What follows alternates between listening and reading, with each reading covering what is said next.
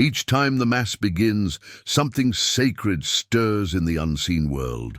The bells might be quiet, the people may shuffle into their seats, familiar and distracted. But in the eyes of heaven, something eternal is unfolding. The church is not merely a building, it is holy ground, and the altar is not just a table. It is a threshold between the visible and the invisible, between time and eternity. This is the place where heaven lowers itself in humility and earth is invited to respond. The liturgy may appear simple, even predictable, but within its sacred structure lies the most powerful mystery known to mankind, the representation of the sacrifice of Christ. Not repeated, not imitated, but made present once again. Every Mass is a return to Calvary, and every altar is a cross. Padre Pio understood this with a depth that few ever glimpse. To him, the Mass was not one of many duties in the day. It was the center of his life. He did not simply celebrate the Eucharist. He entered into it with his entire soul, body, and spirit. He often said that during Mass, he relived the Passion of Christ, not metaphorically, but truly. And anyone who observed him could see it in his trembling hands, his silent tears, and the visible anguish in his face. To those around him, the ritual looked familiar. But to him, the veil was thin. He saw what was truly happening. Christ giving himself again, not in fiction but in reality, on the altar of the world. The Church teaches that during the consecration, when the priest speaks the words Christ gave at the Last Supper, the bread becomes his body and the wine his blood. Not symbolically, not spiritually, but really substantially. Hidden under the appearance of bread and wine is the full presence of the living Christ. He is there whole and entire. The angels know it, the saints in glory witness it, even the demons tremble. But often human hearts are unmoved. Familiarity dulls the senses, routine lulls the spirit, and what should cause awe becomes ordinary. But the Mass is never ordinary. It is heaven's most precious gift. It is the ongoing pouring out of Christ's love, a river of mercy flowing from the cross into the present moment. And in that offering, the Father sees not just the sacrifice of the Son, but the possibility of the soul uniting with it. This is the invitation given to every person who enters the Church, not to observe, but to participate, not to analyze, but to surrender. Padre Pio once said that if people understood what truly happened at Mass, they would crawl on their knees to attend it. Not because of fear, but because of love. Because to miss even one moment of it is to miss an encounter with the living God. And yet, many walk in without realizing where they are. They sit, distracted. They whisper. They daydream. Their bodies may be present, but their spirits are elsewhere. They are standing on holy ground with dusty feet, unaware of the fire beneath them. That is why the Mass is more than a gathering. It is consecrated space. It is divine action. It is the liturgy of heaven made present on earth. And when the priest begins to pray, when the words of Scripture echo in the sanctuary, when the gifts are brought forward, the great drama begins. Angels gather in reverent silence, the saints intercede, and Christ himself prepares to descend. Again, silently, humbly, hidden in a piece of bread, this descent is not passive. It is deliberate. God comes to meet his people, not in power but in poverty, and how they respond matters. For the grace of the Mass is not automatic. It is offered freely, but it waits for the soul to be ready. A distracted heart may receive little. A hardened heart may receive nothing. But a heart that kneels inwardly, that trembles with even a flicker of reverence, will be flooded with grace. To step into a church is to step into a different reality. The walls may be stone, but they enclose something eternal. Every candle, every vestment, every word and gesture is part of a sacred symphony, pointing not to itself, but to the Lamb who was slain. This is not performance. This is not presentation. This is divine mystery, and to treat it casually is to miss the very purpose of the Mass.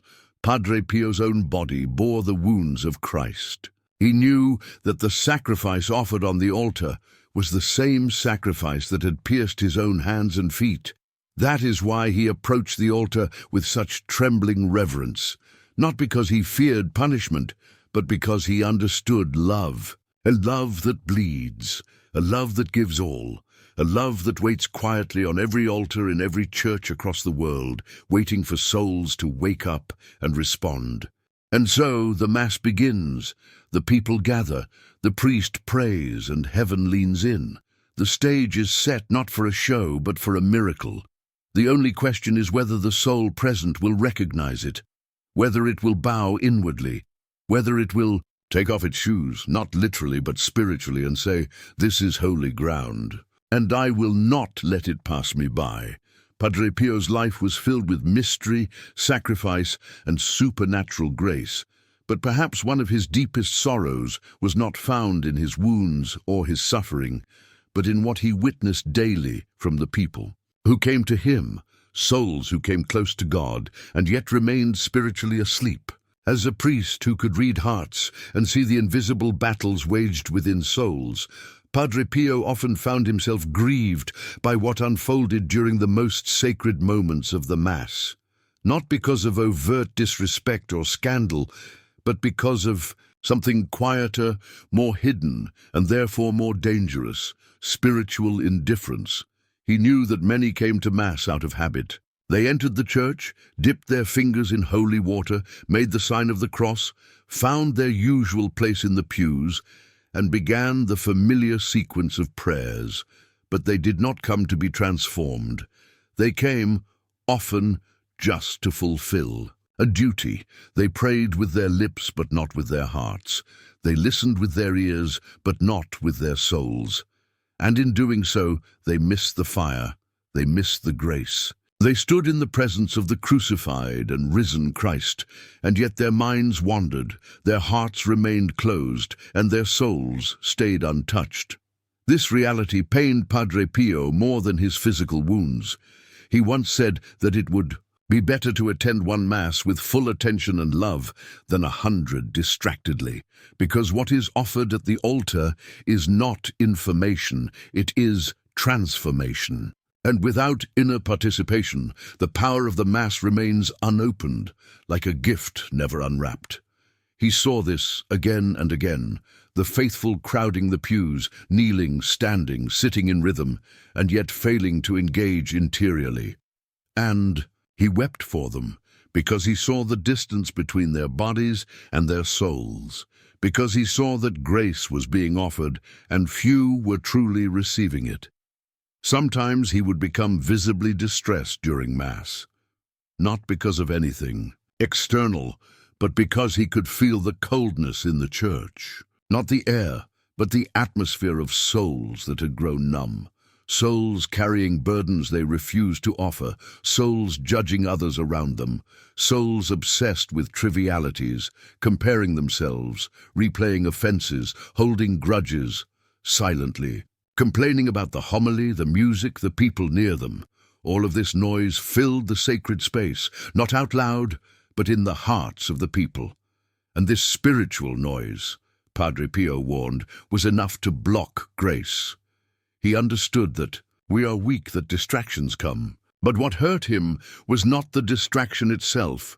It was the refusal to fight it, the resignation, the laziness of soul, the attitude that said, "This is enough," as if God should be satisfied with half attention, as if the sacrifice of the cross deserved only partial reverence.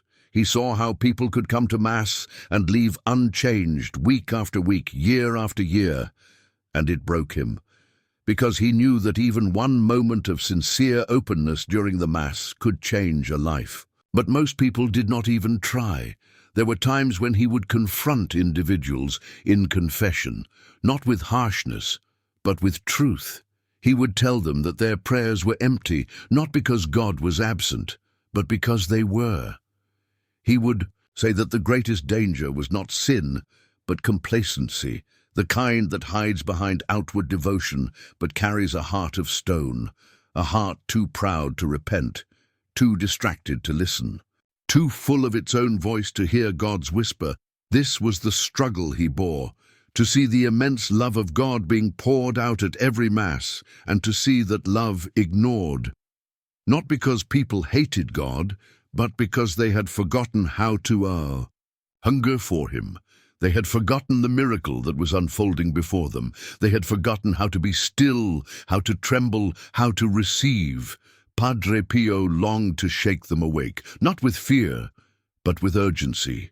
He wanted to tell them, again and again, that the Mass is not routine, that the consecration is not a symbolic gesture, that when the priest raises the host, heaven is opened and eternity breaks into time, that Christ is present, waiting, offering himself fully.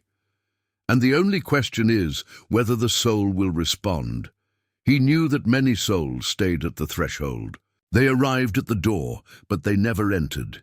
They watched the mystery unfold, but never stepped into it. And so they left the same. Not worse, perhaps, but not healed, not inflamed, not transformed. And this is what he grieved most deeply, not that people were far from God, but that they were near and did not know it, that they were standing on holy ground and yet looked elsewhere, that they could have been flooded with grace, but instead left dry. This sorrow was not judgment, it was love, a love that saw how much more God wanted to give and how little was received. This is the silent struggle Padre Pio carried in his priesthood. Not just the visible burdens of confession, illness, and suffering, but the invisible weight of spiritual apathy among the faithful. He prayed for them, he offered his wounds for them. He bore their emptiness in his own soul, hoping that by some mystery of divine mercy, God would awaken them through his suffering. And still, he never stopped encouraging. He never stopped calling people deeper. He believed that even one spark of awareness, one moment of surrender, one act of reverence during the Mass could reignite a soul, could reopen the door to grace, could heal a heart, but it would require effort, it would require humility, it would require the soul to admit its sleep and ask to be awakened. Padre Pio knew that the Mass was holy fire, and the greatest tragedy was when souls came cold and left unchanged, not because the fire wasn't burning, but because they never drew near. The soul does not lose grace all at once. It loses it slowly, quietly, often without even knowing. The most dangerous mistake a person can make during the Mass is not found in an obvious sin, nor in open irreverence, but in something more subtle and much more common: interior resistance, the refusal to surrender, the choice to remain closed. This is the mistake that blocks grace, not because God withholds his gifts, but because the soul has no place prepared to receive them. Padre Pio warned again and again that it is possible to attend Mass daily, to recite every prayer with precision, to kneel and rise at the correct times, and yet walk away unchanged. And the reason is simple. Grace cannot penetrate a heart that is already full of itself. The Mass is not magic. It is sacrament, and sacraments operate through mystery, yes, but also through receptivity. A soul must be open, not perfect, not emotionally stirred, not theologically advanced, just open. And what blocks this openness more than anything else is the inner refusal to let go, the clinging to distraction, to judgment, to anxiety, to noise. So many arrive at Mass carrying heavy burdens. This in itself is not the problem. God welcomes the broken, the confused, the weary. What becomes a spiritual blockage is when the soul refuses to offer these burdens, when it wraps itself around them like a shield, afraid or unwilling to place them on the altar, when it chooses control over surrender, self-concern over self-gift. This mistake is often invisible. From the outside, nothing looks wrong. The person may be reverent, quiet, even devout. But inside, the heart is not free. It is guarded, anxious, perhaps resentful. It is replaying conversations, making comparisons, worrying about tomorrow, judging the person in the next pew, or simply zoning out altogether. Padre Pio saw this kind of inner distraction as one of the devil's most effective tools, because it is not dramatic. It does not scandalize others. It does not look like sin, but it makes the soul spiritually deaf, deaf to the voice of Christ, who speaks in silence, deaf to the grace that flows not through noise, but through stillness. He often said that the worst posture at Mass is not physical, but spiritual, the folded arms of the heart. The refusal to engage, the soul that says without words, "I'm here but I will not be moved." This is what blocks grace, because the Eucharist is not something to be observed, it is someone to be received, and to receive Christ, the soul must make space. It must create an interior manger, an empty space into which he can descend. Without that space, the sacrament remains real, but its fruit remains unopened.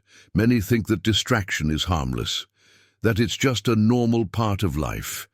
And in one sense it is. Every soul struggles with wandering thoughts. But what Padre Pio distinguished was the difference between accidental distraction and willful negligence. The former can be offered to God in humility, the latter becomes a barrier. When the soul doesn't even try to pay attention, when it doesn't even desire to be moved, when it shrinks from the challenge of interior silence, it builds a wall. And God, who respects our freedom, does not tear down what we choose to build. The Mass is a mystery of love, but love can only enter where it is welcomed. Christ does not force himself, he knocks, and the soul must answer. Padre Pio taught that even the smallest act of openness, one sincere moment of attention, one interior act of love during the consecration, can break the walls, can allow grace to pour in. But if that moment is lost, if the soul remains closed, then the Mass becomes a missed encounter. This is the hidden mistake, coming to the altar full of self and refusing to empty. Thinking that being present is enough, that going through the motions is sufficient, but the heart remains clenched, the soul remains asleep, and the opportunity for transformation passes by. It is not about emotional experiences. Padre Pio himself often felt nothing during prayer, yet he offered every moment in love. What matters is not feeling but intention. Is the soul present? Is it willing? Has it come with its wounds, not to analyze them but to surrender them? Has it come with its fears, not to hide them but to lay them down? The danger is that many do not even know they are doing it. They have grown used to being closed. They mistake habit for holiness, routine for reverence. They think they are devout because they never miss a Mass. But attendance without attention is not communion. It is proximity without participation. And it leaves the soul dry, no matter how often it returns. Padre Pio saw this again and again. Souls hungry for peace, and yet unwilling to open. Souls desperate for change, and yet resistant to surrender. Souls afraid to be still, afraid to be seen even by God. And he wept for them, because he knew how much grace was waiting just beyond the barrier they refused to lower. The only remedy, he taught, is honesty, radical honesty, a willingness to look inward and say, "Lord, I am not open, but I want to be." That prayer, offered in weakness and truth, opens the floodgates. Grace does not demand perfection, it demands invitation, and the soul that dares to be vulnerable, even once during the Mass, begins to receive what it never could when it stayed guarded. This is the mistake that blocks grace. Not sin, not ignorance, not weakness, but the quiet refusal to offer the heart, the closed hands of the soul, the voice that stays silent when it should cry out, the pride that says, "I'm fine," when heaven is waiting to pour out healing. Padre Pio did not condemn such souls. He suffered with them. but he also warned them, because to stand on holy ground with a closed heart is to stand at the edge of the river and never drink, to watch the fire from afar and never be warmed. And in that distance grace is not lost, it is refused. He had gone to Mass every day for almost 20 years, rain or shine, sick or healthy, traveling or home. He found a way to be there. People admired him. They called him faithful, consistent, devout, but inside his soul had grown cold, not rebellious, not scandalous, just quietly closed. He followed the rubrics with discipline. He knew the responses by heart. He even prayed the rosary before and after Mass. But none of it reached his heart. His lips moved, but his soul stayed hidden. And over time, he no longer even noticed. He believed he was doing well, that God must be pleased with his effort. But grace was not flowing. Peace was absent. Prayer felt dry. And though he never said it aloud, he began to wonder why. He judged others in silence, the way they dressed, the way they prayed, the way they received communion. He watched the people come and go, and in his heart he formed opinions about each. He felt superior in his constancy, even as his own soul became rigid. He measured his faith by external faithfulness, unaware that he had stopped offering his heart long ago. The wounds of his life, bitterness from past betrayals, unresolved anger, deep fears, he had learned to keep sealed, even in front of God, especially in front of God. He believed God wanted perfection, not honesty, strength, not surrender, and so each day he came to Mass as if to perform a duty, but not to encounter a person. He approached the altar, but not with hunger. He said the prayers, but not with intimacy. He knelt during the consecration, but he never truly offered anything. His soul remained full of pride, of judgment, of pain, and because it was full, it had no room for grace. Padre Pio saw this in him, not at first, but over time. The man came to confession faithfully, listing the same venial sins, never opening his deeper wounds. He kept things tidy, controlled, manageable, but the priest who bore the wounds of Christ saw deeper. He could feel the interior walls, the clamped heart, the refusal to risk vulnerability. Padre Pio knew that this man, beneath his outward devotion, was spiritually paralyzed, not because he didn't love God, but because he didn't know how to trust him. Eventually, the moment came when truth had to pierce the silence. Padre Pio told him the one thing no one else had, that his soul was suffocating beneath the weight of his own control, that he had made a god out of his own effort, that grace was waiting, but it could not enter a heart that refused to open. The man was stunned. He had never heard such words. No one had ever challenged the appearance of his faith. But deep down, something broke. Not in anger, but in sorrow. He realized that he had built a prison around his own heart and called it virtue. He left that confession changed, not fully healed, not instantly free, but shaken awake. The next day, when he came to Mass, something was different. He sat in the pew and did not recite every word. Instead, he listened, he watched, he let the silence speak. And when the priest lifted the host and the bells rang, he did not think about others. He did not judge. He did not cling. He simply whispered deep within, "I give you my heart, even if I don't know how." That moment was the beginning. It was not dramatic. There were no tears, no visions. But grace entered. Slowly, gently, like water soaking into dry ground. From that day on, his prayer changed. His face softened, his eyes grew more compassionate. He no longer felt the need to measure his holiness by how much he did. He began to let God work in him. Instead of trying to earn love through effort, he still went to Mass every day. But now he came not to perform, not to check a box, but to encounter, to offer, to surrender.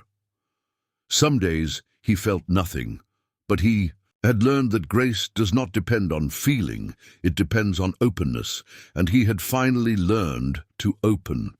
Others noticed the change. His family, his friends, even strangers. He became less reactive, more peaceful. He began to pray for the very people he once judged. He spoke less and listened more. He smiled more often, not out of politeness, but from a place of quiet joy. Something deep had shifted. He had stopped holding back. And because he let go, grace was finally free to flow. This man's story was not unique. Padre Pio saw many souls like his, people who looked devout, who did everything right and yet were starving inside, souls who had learned to survive without surrender. And he ached for them because he knew the treasure that was being missed. He knew the power of even one act of interior honesty, one whispered offering, one silent yes. He used to say that God asks for little, but he asks for all, not in quantity, but in truth. He does not want performance. He wants permission.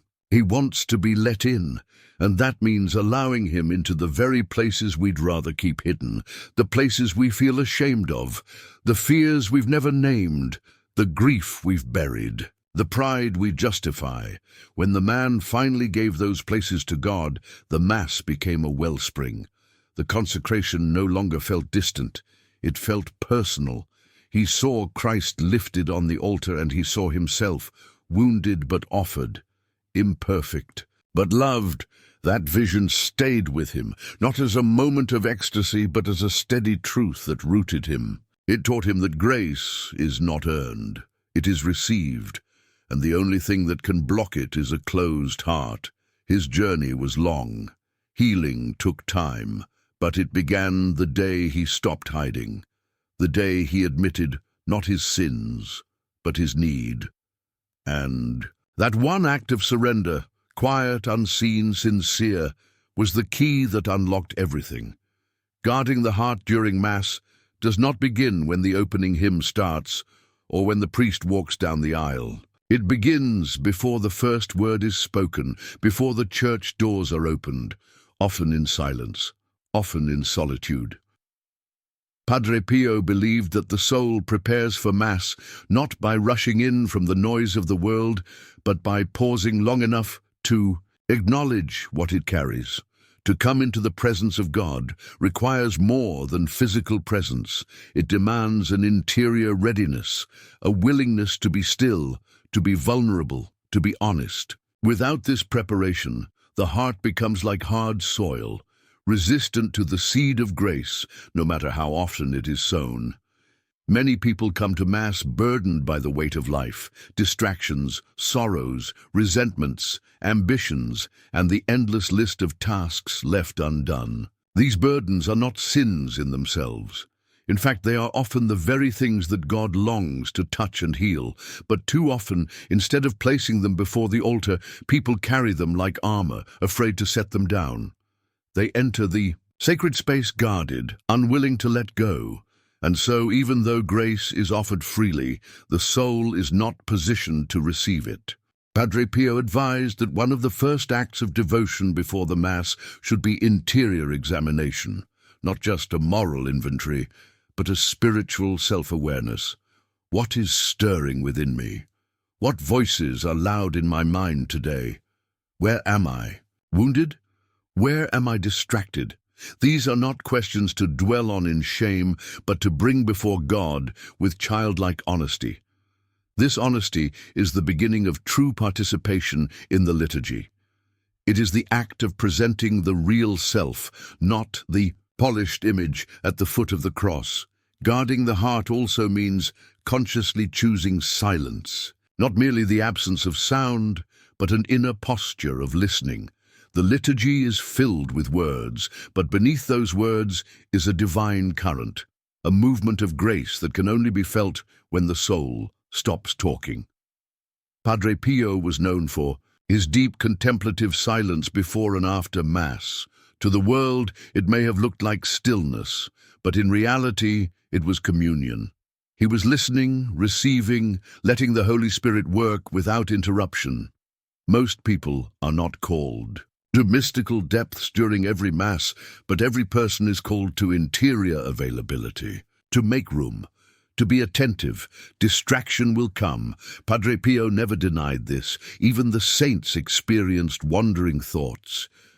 But the key is what the soul does with distraction. Does it cling to it? Follow it down endless corridors of memory and imagination, or does it gently return again and again to the altar, to the offering, to the presence of Christ? Guarding the heart means resisting the temptation to judge oneself harshly for being distracted, and instead choosing humility, returning to God with every breath, with every moment of awareness. This returning, again and again, is itself an act of love. It also means resisting interior criticism. Many souls, even during the holiest moments of the Mass, are busy evaluating, judging the music, the people, the homily, the gestures. Padre Pio warned that this inner commentary hardens the soul. It locks the heart in pride. The Mass is not a performance for our tastes. It is a sacrifice. When we turn our focus outward in judgment, we lose the opportunity to turn inward in surrender.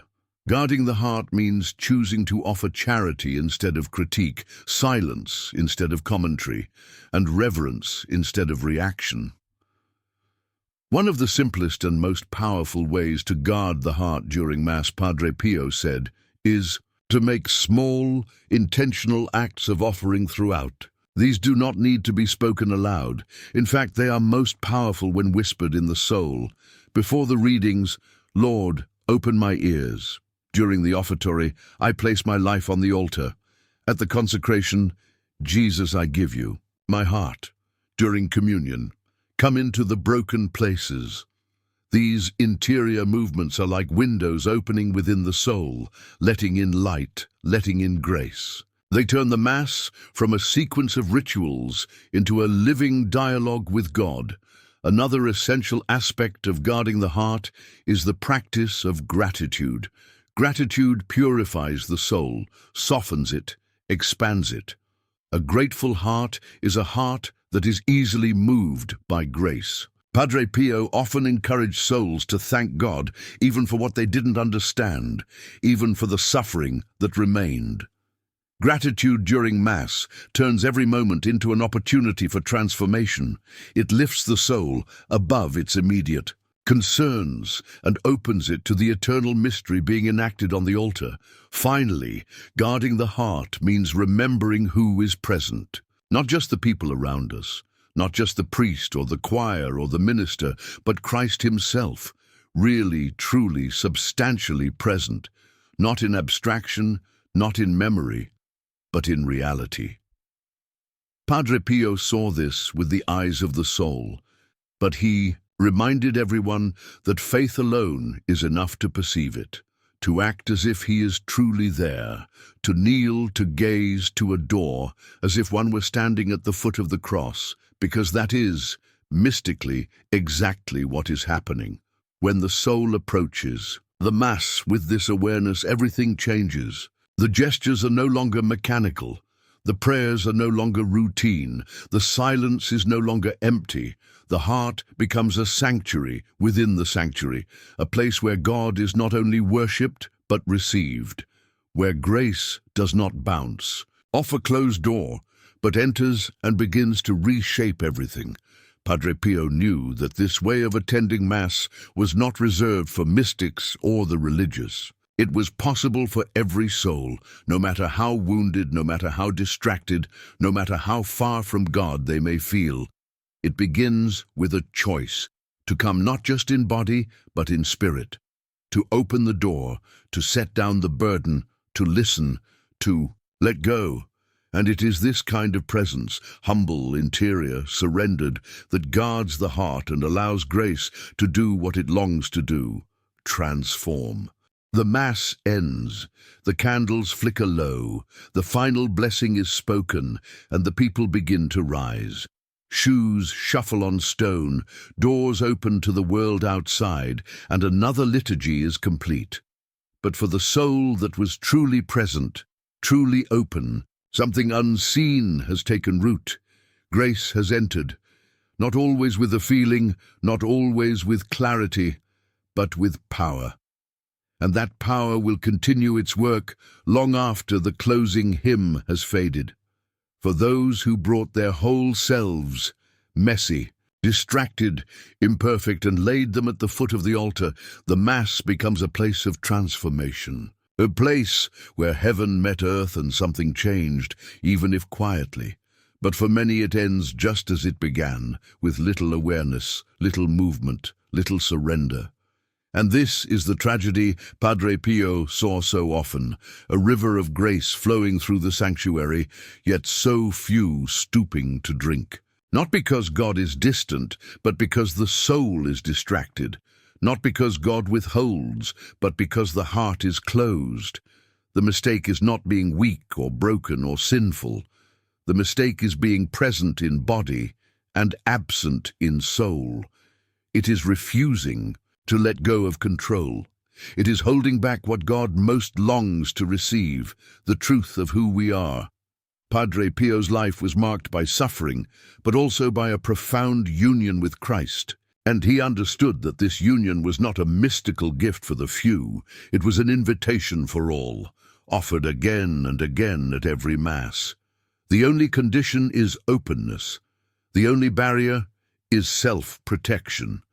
And so he begged souls, come to the altar empty, come hungry, come ready to give what you'd rather keep hidden, because it is there at the moment of consecration at the foot of the cross that grace descends. Not in noise, not in pride, not in performance, but in surrender.